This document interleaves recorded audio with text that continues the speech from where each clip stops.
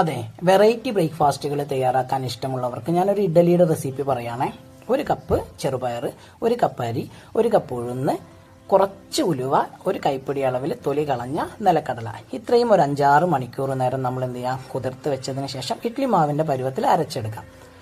അരച്ചെടുത്ത് 8 മണിക്കൂർ നമ്മളിത് പുളിക്കാൻ വെക്കണം കേട്ടോ. മാവ് നന്നായിട്ട് പുളിച്ച് വരും. നമ്മുടെ എങ്ങനെയാണോ അരിയുടെയും ഉഴുന്നിൻ്റെയും ഒക്കെ ഇഡ്ഡലി ഉണ്ടാക്കുന്നത് അതേ പരുവത്തിൽ തന്നെ പുളിച്ച് വരും. ആവശ്യത്തിന് ഉപ്പും ചേർത്ത് നന്നായിട്ട് ഇളക്കിയതിന് ശേഷം ഇഡ്ഡലി തട്ടിൽ ഒഴിച്ച് നന്നായിട്ട് എന്ത് ചെയ്യുക, ഇഡ്ഡലി പ്രിപ്പയർ ചെയ്തെടുക്കാം.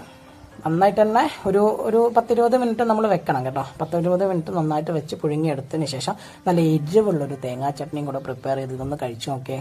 അടിപൊളിയാണ്, ടേസ്റ്റിയാണ്, ഹെൽത്തിയാണ്, പ്രോട്ടീൻ റിച്ച് ആണ്. പിന്നെ നമുക്ക് എന്തായാലും എല്ലാവർക്കും, എല്ലാ പ്രായക്കാർക്കും ഇഷ്ടപ്പെടുന്ന തരത്തിലുള്ള ഒരു ഇഡ്ഡലിയാണ്. ഒരു തരത്തിലുള്ള കുറ്റവും പറയാനില്ലാത്തൊരു സംഭവമാണ് കേട്ടോ. അപ്പോൾ എല്ലാവരും ഒന്ന് പ്രിപ്പയർ ചെയ്യുക. Okay, thanks for watching.